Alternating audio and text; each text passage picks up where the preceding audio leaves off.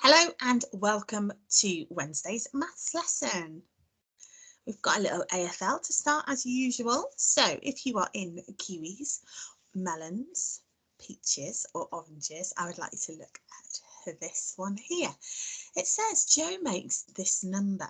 How many more does he need to make it up to the next multiple of 10? And if you're in strawberries, I would like you to look at this one here, which will be on the top of your sheet anyway, that says, what is my number? So I want us to try and work out what the shaded number represents. So pause the video here, have a go at your AFL, and then come back to me. Okay, so to work out either of those AFLs, first of all, it is really important that we understand our 100 square. So let's just have a look at our 100 square here. So we can see we have got 1 to 10 on the first row, and you can see I've got a red line all the way down the centre. Now that's because I've got 5 on this side and 5 on that side. 5 on this side, 5 on that side.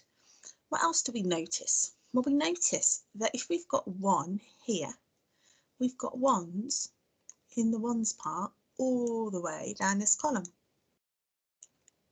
And that these, the 10s, go up by 1 each time. 1, 2, 3, 4, 5, 6, 7, 8, 9. And that's the same with all of them. So the 4s, I've got 4s in the 1s all the way down. And then they go up by 10 each time. And then, of course, we've got our multiples of 10 on the end. 10, 20, 30, 40, 50, and so on. Okie dokie. Now, obviously, it's a little bit harder when it's blank like this, but let's use what we know to help us. So if I filled all of that first row up, how many would it be? I know it would be 10, because I know that each row is 10.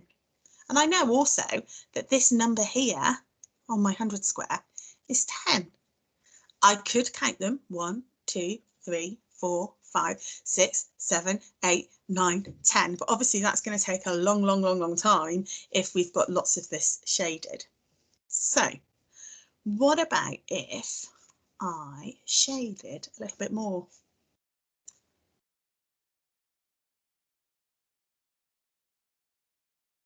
Okay, what have we got now?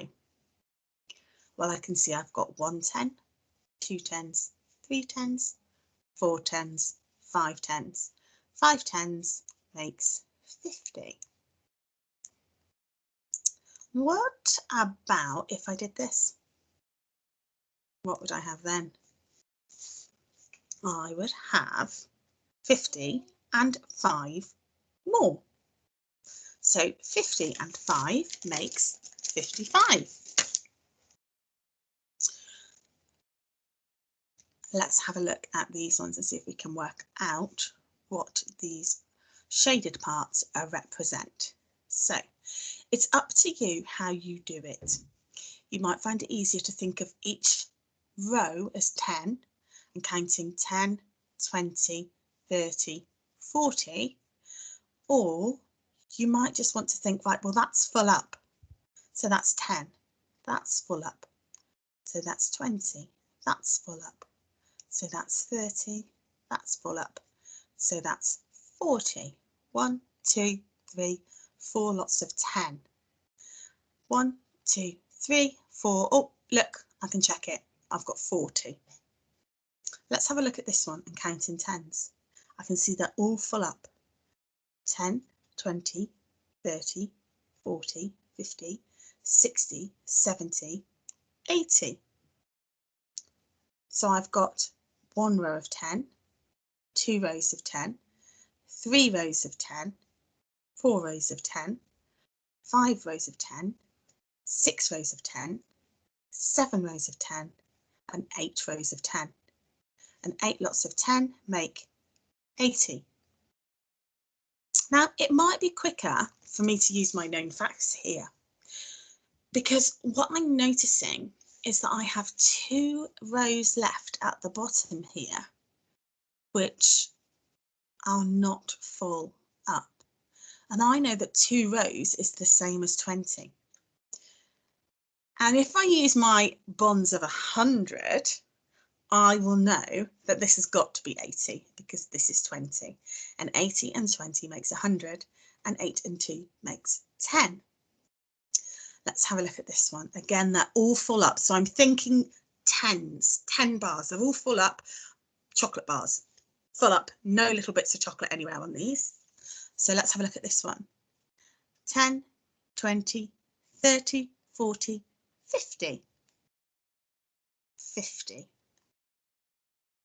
And this one, 10, 20, 30, 40, 50, 60, 70.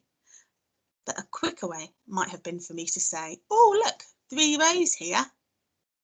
So that's 30 that are not shaded. So therefore there must be 70 shaded, because I know that 30 and 70 makes 100 and 3 and 7 makes 10. So you can use your known facts to help you here. So that's what we do when we're looking for the 10s. We can see they're all full up. And if they're all full up, they're going to come to here, which is our multiples of 10, which is what we were looking at yesterday. So we're completely full up. And if these come to the end on every single row, then we know it's going to be a multiple of 10. However, what if we don't fill it up? Well, that's easy too, because we're thinking about then rows of 10. And again, we can use our bonds to help us. I know that this is 5 here. So I'm imagining this is a 10 frame. I've got 5 here and I've got 5 here. I can see 3 are shaded. So if 3 are shaded, how many are not shaded? How many would I need to jump on to get to the next multiple of 10? Have a little think about that. Here I can see I've got 5. I don't need to count it because I can see that red line there, and that means 5. And then I've got 1 more. So I know here I've got 6. Oh, now this one, it's almost full up. If we think back to our maths lesson from yesterday, we'll know that if it's nearly full up, but it's not quite, then it's going to be 9. I don't need to count them. I can just work this out, and so can you. Right, so let's have a look what happens when we have some rows of 10 and we have some single ones as well. And we're really good at doing this with our numbers, and we're really good at doing this with apparatus. We're really good at drawing them as well. But this is just showing it in a different way. So here we go. We've got our 100 square here, and that's just to help us a little bit if we need it. And let's have a look at this number here. Now, 45, let's find it on the 100 square. Now, I know I'm going to look for the 5s. I'm going to go along. Oh, there we go, 5. And then I'm going to go down until I get to 45. So there's 45 on 100 square. Okay. This is 45 partitioned, because we know that 45 can partition into 40 and 5. Here we've got some bundles of straws, and we know that there's 10 in each bundle. So we've got 10, 20, 30, 40 in those bundles, and then we've got another 5. So that's just another way of showing it. And over here we've got what I like to call our chocolate bars and our little pieces of chocolate. We've got our 4 chocolate bars and our 5 little bits of chocolate, our 4 10s and our 5 1s. But this can be represented on this blank 100 square as well. Look, let's have a look at what we know. Oh, that's full, so that's 10. That one's completely full up, so that must be 20. That one's completely full up, so it must be 30. And this one's almost full up, so that one must be 40. And this one, oh, this one's not full up. So we know this number is going to be a 40 something number. And we can see that half of this is coloured in and half of 10 is 5. So it's going to be 40, and there's my 5 1s. So here are my chocolate bars. And these are my little pieces of chocolate. And can you see it's exactly the same as what we already know, but it's just looking at it in a different way. Now this is where our number bonds to 10 come in, because I want to know if I've got 45, then how many more do I need to get to the next multiple of 10? Well, if we were amazing at our lesson yesterday, we will know what is the next multiple of 10. Now this looks a little bit different on 100 square, but look, we were on our 40 and then we went 41, 42, 43, 44, 45, and then we need to get to here. We need to get to 50. So how many more? Now I could just count them. 1, 2, 3, 4, 5. So I'm looking at the gap. I know I want to make 50. I know that I've got 45. Therefore, I need to add 5 to get to 50. 1, 2, 3, 4, 5. It's just the gap. So we're looking at the gap today. But the quick and efficient way of doing this is using our number bonds to help us. Okay. Let's have a look at this one. Right, let's work out first of all how many 10s we've got. 10, 20, 30, 40, 50, 60. 10, 20, 30, 40, 50, 60. Okay, I'm happy I've got 60. So I've got 6 chocolate bars, okay? Then I can see here that I've got 5 filled up and then 2 more. I know 5 and 2 is 7. 60 plus 7, 67. So my number is 67. Now then, I want to get up to the next multiple of 10. So let's have a look at what this means in a little bit more detail.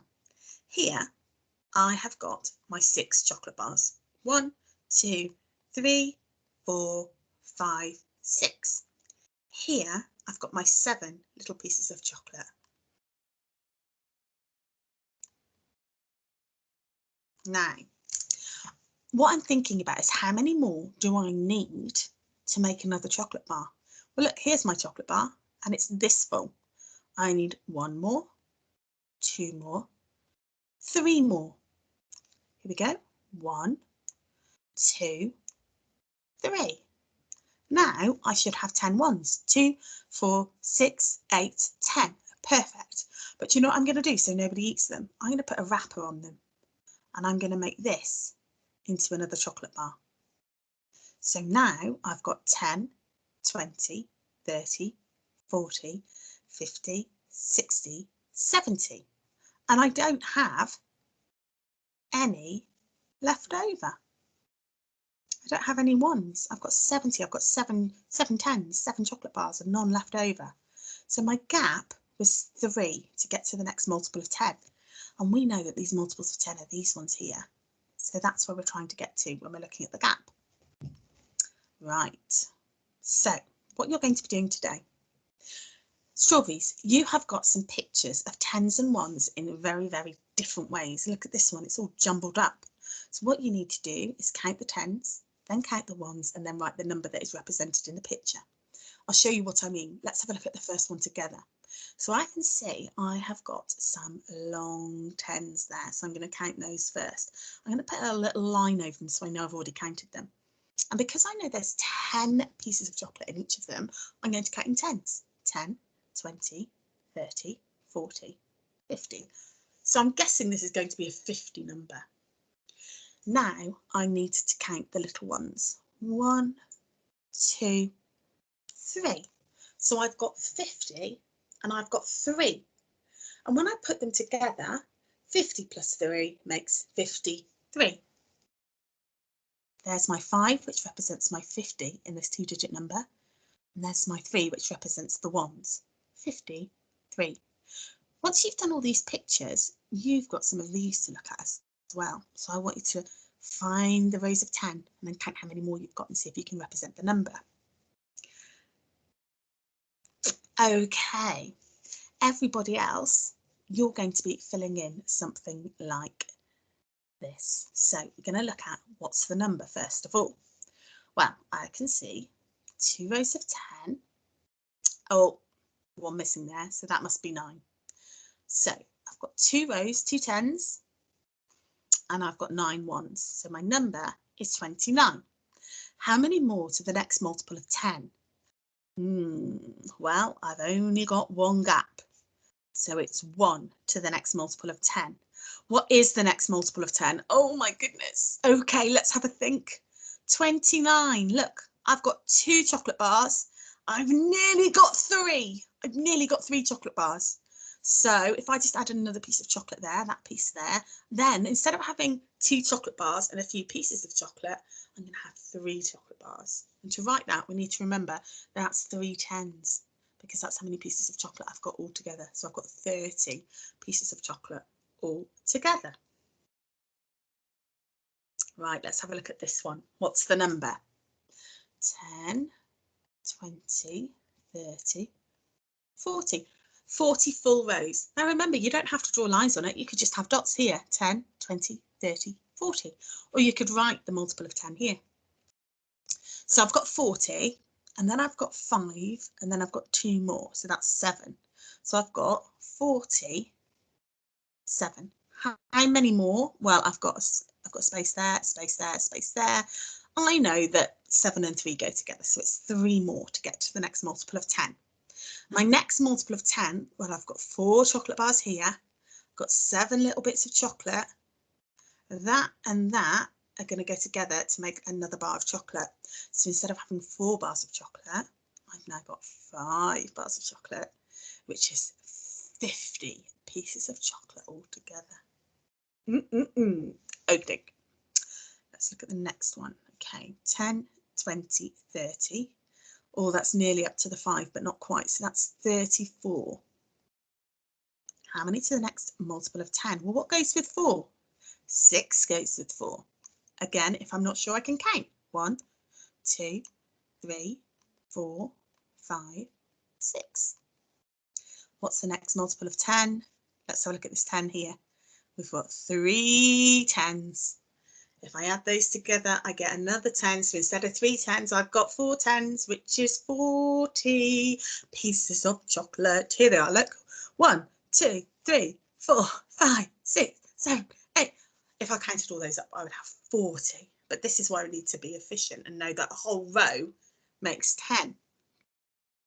So today, the rest of you are going to be understanding that place value can help you solve a problem, and it can help you solve it efficiently, because you can just work things out because you know other facts.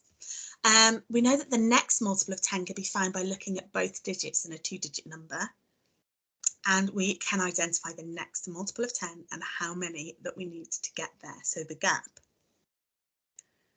And this is what yours looks like today. What's the number? How many more to make the next multiple of 10? And what is the next multiple of 10? So that is what you are going to be working really, really, really hard on for me. If you finish that, I have got a challenge for peaches, oranges and melons. Cinderella Penguin collects 27 fish in a bucket. How many more fish does she need to get to the next multiple of 10? What will the next multiple of 10 be? I've given you a blank 100 square there, which you might want to use to help you work it out. And kiwis, I've got some challenges here for you, linked to place value. So I'm thinking of a number. It's less than 20, it's greater than 3, and it's an even number. So you might want to jot down which numbers it could be here. Then I want you to choose one, and I want you to record it on here using your 10s and 1s. And I want you to tell me what the next multiple of 10 is. But you've only recorded one answer onto here, and you've got loads of answers here.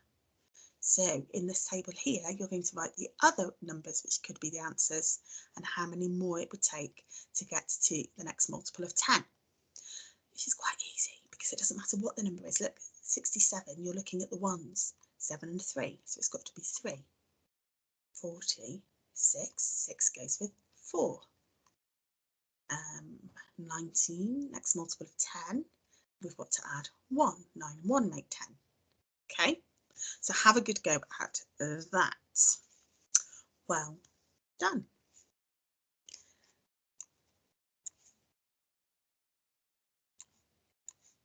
Okay, have a good time. Get all that done for me. You'll be amazing at it, I know.